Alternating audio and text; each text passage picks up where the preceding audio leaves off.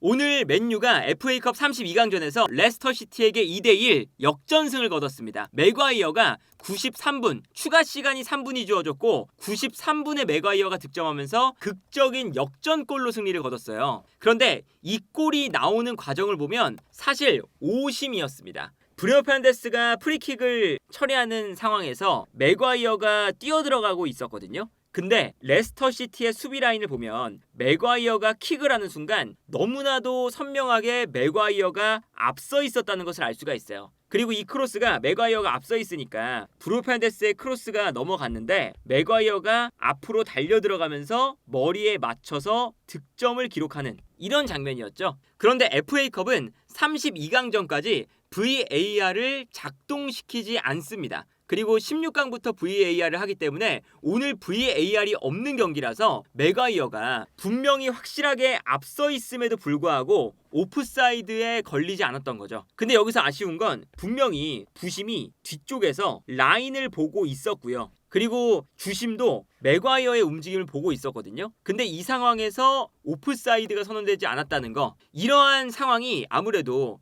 VAR이 현재 필요한 이유라고 할 수가 있겠고, 사람의 눈으로는 순식간에 이루어지는 플레이 상황에서 놓칠 수 있는 가능성이 존재하기 때문에 오늘 경기 VAR이 없다는 게 맨유 입장에서는 정말 운이 좋은 경기였죠. 그러다 보니까 경기가 끝나고 반 니스텔로이 감독은 경기가 심판들의 실수로 결정이 되었기 때문에 받아들이기 힘든 패배다. 정말 명백한 오프사이드였고 VAR을 통해서 밀리미터 단위로 확인해야 되는 상황도 아니었다. 확실하게 앞서 있었던 상황이었고 명백한 오프사이드였는데 이런 식으로 경기를 지는 것이 말이 안 된다 라고 인터뷰까지 했습니다. 그리고 반 니스텔로이 감독이 이렇게 아쉬워하는 이유는 기본적으로 오늘 경기에서 레스터시티가 그렇게 못하지 않았었거든요. 분명히 맨유를 잡을 수 있을 만한 찬스도 있었고 충분히 두 팀이 대등한 상황에서 경기를 했었던 날이었거든요. 그리고 맨유 입장에서는 전술적으로 약간은 오늘도 아쉬운 경기력을 보여줬습니다.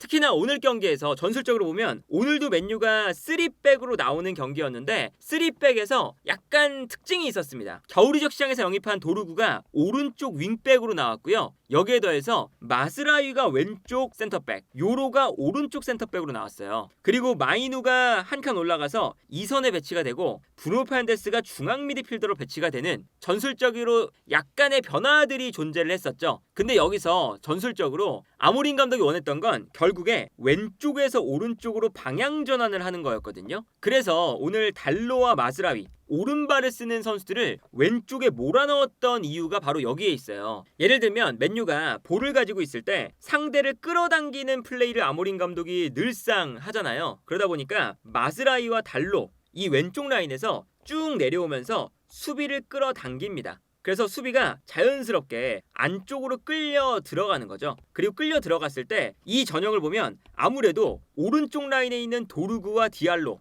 빠른 스피드를 가진 선수들이 오른쪽에 몰려 있고요. 왼쪽에는 브루노 페르난데스와 마이누, 볼을 더 잘 소유할 수 있는 중앙 미드필더들이 왼쪽에 몰려 있거든요. 그리고 여기서 마스라이와 달로가 있는 이유가 오른발을 쓰기 때문에 수비가 이렇게 끌려 나왔을 때 반대편을 바라보면서 롱패스를 반대편으로 넘겨줄 수 있다는 거죠. 그래서 오른발을 쓰는 선수를 왼쪽에 배치하고 왼발을 쓰는 선수를 오른쪽에 배치를 하는, 이러한 사실은 아모린 감독의 전략적인 특징이 있는 거거든요. 그래서 사실 마스라이나 달로가 왼쪽에서 오른쪽으로 방향 전환을 하는 이러한 패스도 많이 들어가지만 왼발을 쓰는 디알로나 도르구가 오른쪽에서 왼쪽으로 방향 전환을 할 때도 종종 나왔어요. 하지만 결국에는 오늘 경기는 기본적으로 왼쪽에서 볼을 잘 다루는 선수들을 모아놓고 플러스 달로와 마스라위처럼 오른발을 쓰는 선수를 왼쪽에 몰아놓고 스피드가 빠른 디알로와 도르구의 움직임을 활용하겠다는 거였죠. 그래서 예를 들면 이런 장면입니다. 왼쪽에서 이제 공격이 전개가 되고 있고요. 이때 앞쪽에 마이누, 브루노 페르난데스, 그리고 마스라위, 그리고 달로가 위치하고 있어요. 그리고 달로가 내려오면서 볼을 받았거든요. 근데 내려오면서 볼을 받을 때 아무래도 상대 수비가 달로가 내려가니까 끌려 나오고 있고 브루노 페르난데스나 마스라위 이런 선수들에게 상대 수비도 끌려 나가고 있습니다. 한쪽에 모두 쏠려 있죠. 이때 달로가 볼을 잡은 다음에 오른발을 쓰니까 반대편을 바라보고 있어요. 그래서 볼을 잡자마자 가운데로 접고 들어옵니다.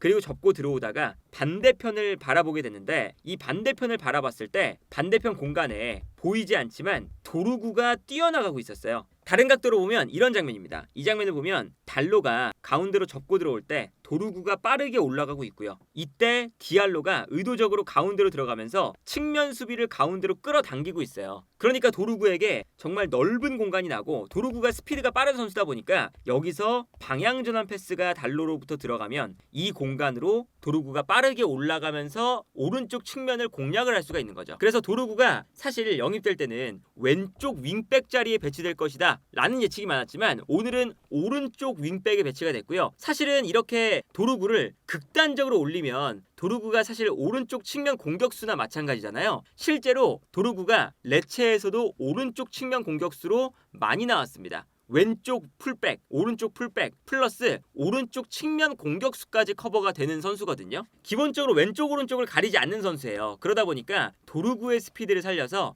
반대편 공간을 공략하는 거, 이게 오늘 아모린 감독의 전술적인 목표였다. 그런데 여기서 이제 문제는 뭐였냐면 기본적으로 오른발을 쓰는 마즈라이와 달로가 모두 왼쪽에 있다 보니까 여기서 빌드업 자체가 좀 많이 안 됐어요. 그러니까 상대를 끌어당기고 반대편으로 방향 전환하겠다는 아이디어는 좋은데 상대가 달라붙어서, 그리고 이제 달로와 마즈라이가 계속 가운데로 접고 들어오니까 이것을 이미 예측을 하는 상황. 이렇게 그래서 각도를 안쪽 공간을 상대가 막아버리면 여기서 마즈라이와 달로가 앞쪽으로 패스를 보내줘야 되는데 오른발을 쓰다 보니까 결을 따라서 패스를 보내주는 이런 게 안 되는 거죠. 오른발을 쓰게 되면 아무래도 오른발을 쓰면 감겨 나가는 이런 패스가 되거든요. 그래서 이제 왼발 센터백이 중요한 이유가 왼발로 잡아서 스피드를 살릴 수 있는 결을 따라서 패스를 준다는 게 중요한 거죠. 그러다 보니까 달로와 마즈라위 그리고 마이누와 브로판데스 오른발을 쓰는 선수가 다 왼쪽에만 몰려 있으니 여기서 빌드업 자체가 굉장히 답답해지는 현상이 나타났습니다. 그리고 수비를 할 때 요로가 도루구가 극단적으로 많이 올라갔을 때 요 넓은 공간을 좀 커버를 많이 했어야 되거든요.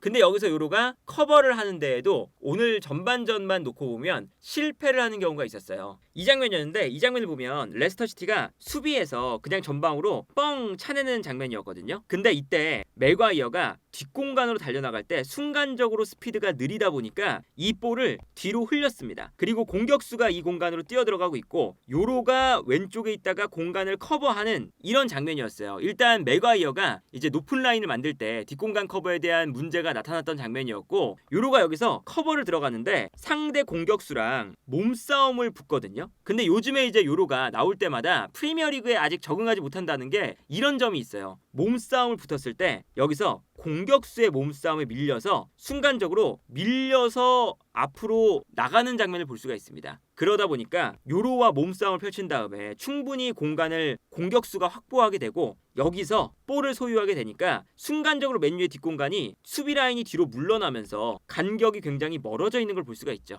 그러다 보니까 뒤에서 또 다른 공격수가 달려오면서 여기서 패스를 받아서 슈팅으로 연결하는 이런 장면이었어요. 실점을 할 때도 마찬가지인데 이때도 그냥 골키퍼의 롱킥이었습니다. 그리고 여기서 이제 도루구가 상대 공격수와 몸싸움을 하는 과정에서 볼이 앞으로 떨어졌거든요. 근데 우가르테가 볼을 요 공간에 잡았을 때 빌드업에 약간 약점이 있다 보니까 우가르테가 볼을 가지고 전진을 하다가 뺏깁니다. 이 공간에서. 그 다음에 이제 뺏기니까 레스터시티가 공격권을 가지고 전진을 하는 거죠. 그리고 여기서 요로가 수비를 하는데 순간적으로 이제 레스터시티의 카노스가 아무래도 드리블을 가장 잘하는 선수다 보니까 견제를 하고 있었어요. 그런데 안쪽으로 치고 달리는 척을 하다가 순간적으로 측면으로 달려나가거든요. 근데 이 동작에 요로가 완전히 속습니다. 순간적으로 몸을 카노스가 가운데로 몰고 들어가니까 너무 가운데로 돌려버려서 아무래도 카노스가 측면으로 치고 나가버리면 뒤를 도는 형태가 되는 거예요. 그래서 완전히 이 돌파를 허용했고 측면에서 돌파를 허용하면서 크로스를 올릴 수 있는 찬스가 나옵니다.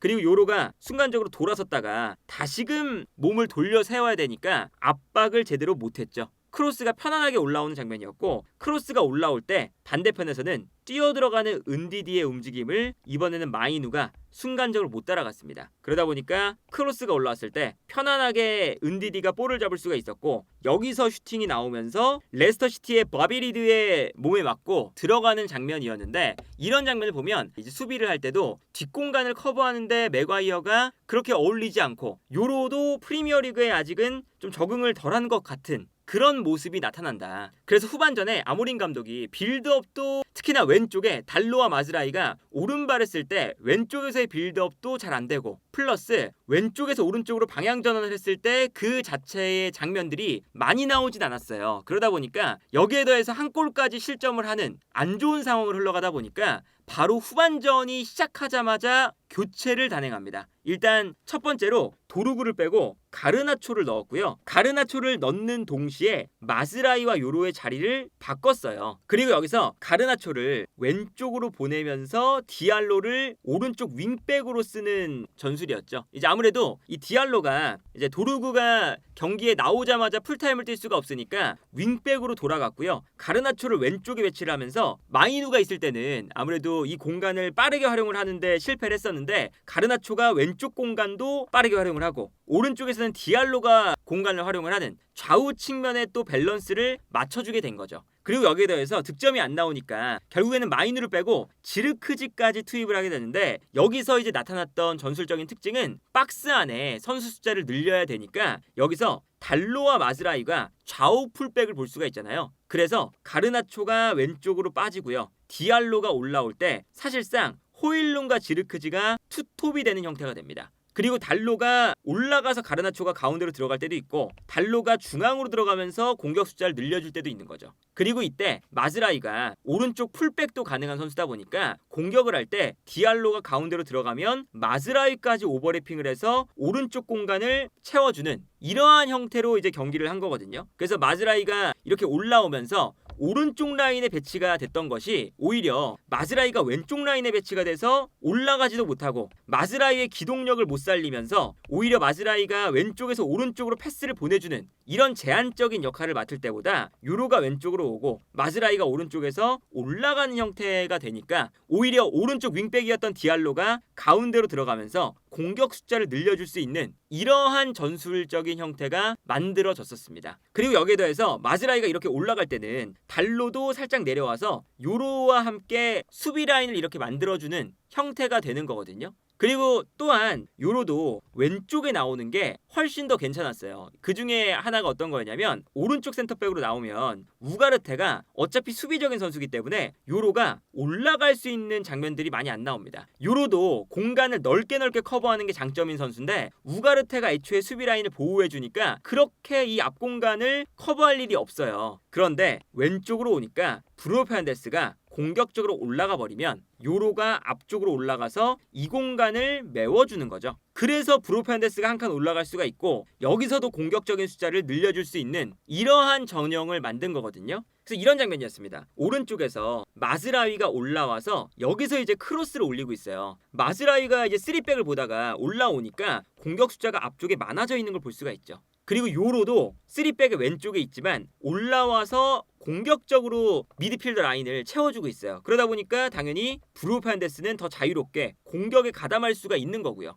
그리고 여기서 이제 크로스가 올라올 때 호일룬과 지르크지가 이제 투톱처럼 배치가 되게 되는 거죠. 지르크지가 마이누와 교체됐지만 사실상 박스 안으로 들어가면서 투톱을 만드는 거거든요. 그리고 여기서 이제 크로스가 올라왔을 때 박스 안에 선수가 많으니까 여기서 이제 레스터시티가 가까스로 볼을 걷어냈습니다. 그리고 걷어냈을 때 반대편에서는 이제 가르나초가 볼을 잡아서 가르나초가 왼쪽에서 돌파를 시도하고 있어요. 곧바로. 그리고 안쪽에서 지르크지와 호일룬이 위치를 하고 있죠. 그러니까 기본적으로 후반전에 지르크지를 투입하면서 지르크지가 가운데로 들어가서 호일룬과 사실상 투톱처럼 배치가 되게 만들고 가르나초는 왼쪽으로 빠지고 오른쪽 윙백이었던 디알로는 과감하게 올라오면서 지르크지가 가운데로 들어가게끔 만드는 박스 안에 선수 숫자를 늘려놓는 형태가 성공을 한 거예요. 그리고 요로가 높게 올라오면서 가르나초가 올라갈 수 있도록 도와주고 있죠. 그리고 여기서 가르나초가 여기서 크로스를 올리는데 올릴 때 호일룬이 반대편에 있다가 가운데로 침투를 합니다. 그러면서 수비를 앞쪽으로 끌어당기거든요.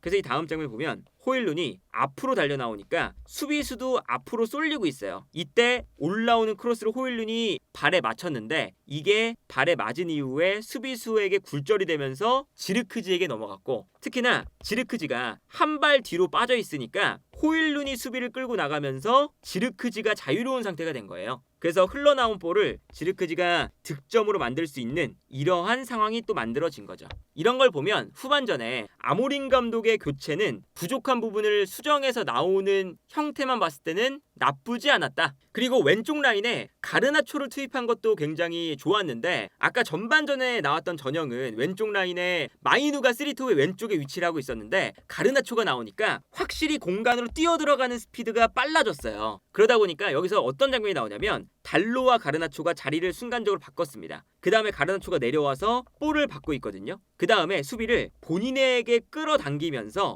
백패스를 해요. 요로에게 백패스를 하고 요로가 이제 브루노 페르난데스에게 패스를 주는 거죠. 그 다음에 가르나초는 수비수를 끌고 내려왔으니까 다시금 공간으로 뛰어나가거든요. 그리고 여기서 수비를 끌어낸 다음에 공간으로 침투하는 선수에게 이제 패스가 연결이 되는데, 여기서 이제 브루노 페르난데스도 내려오면서 수비를 끌어당깁니다. 그리고 가르나초가 이제 내려왔다가 다시금 올라가는 장면이죠. 여기서 수비를 끌어내니까 이번에는 반대편 중원에 공간이 생기잖아요. 여기서 브루노 페르난데스가 패스를 받은 다음에 볼을 받자마자 수비를 끌어당기고 우가르테에게 패스를 보내줘요. 그럼 우가르테는 넓은 공간에서 볼을 잡을 수가 있는 이러한 상태가 되는 거죠. 브루노 페르난데스가 수비를 끌어당겨 놨으니까. 그 다음에 가르나초가 이 모습을 보면서 전방으로 뛰어나가기 시작하는데, 이때 우가르테가 일단 넓은 공간에서 볼을 잡으니까 볼을 가지고 전진을 하기 시작합니다. 그리고 전진을 할 때 앞에 있는 호일룬도 살짝 내려와서 수비를 끌어당겨주고 있어요. 그리고 여기서 우가르테가 볼을 가지고 전진을 하다가 뛰어들어가는 가르나초에게 패스를 넣어주는 장면까지 연결이 되는 거죠.